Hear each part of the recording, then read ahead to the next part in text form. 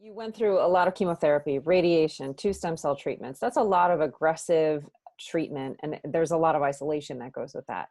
Did that experience, in your opinion, make this whole COVID-19 social distancing that we're, slowly coming out of now, did that kind of make it a little bit easier for you or prepare you in any way? Yeah, yeah, I feel like I've been preparing my whole life for this moment, like 3 times on Survivor, and like 260 days in isolation and like years of socially isolated because of the transplants. This was the life I was living. No crowds, no public places, taxis, can't eat in restaurants, mask, gloves, everywhere you go. That's the life I lived.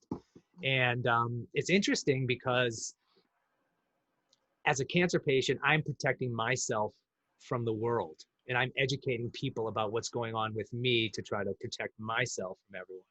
I think the silver lining and what's going on right now with this pandemic is the fact that we are all going through the same thing at the same exact time in some, shape. And so it gets back to that whole thing of just feeling isolated and alone. If you are feeling that, now is the perfect time to lean on the community. It's more so than ever before. It's good to lean on community. And then the other part of that, I think, was for me, and we talked about this earlier again, is just acceptance.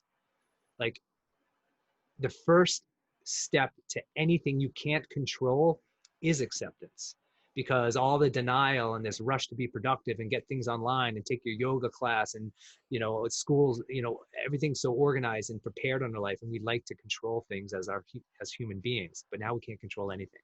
And feeling uncontrolled creates anxiety and uncertainty, and that stuff can cause destructive decisions. So living in denial is not a good place to be.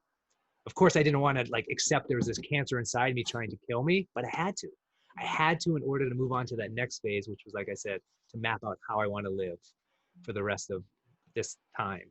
So I encourage everyone to just, try to work on ways to accept what's going on, because then you can map out the next phase of your life, which was important for me.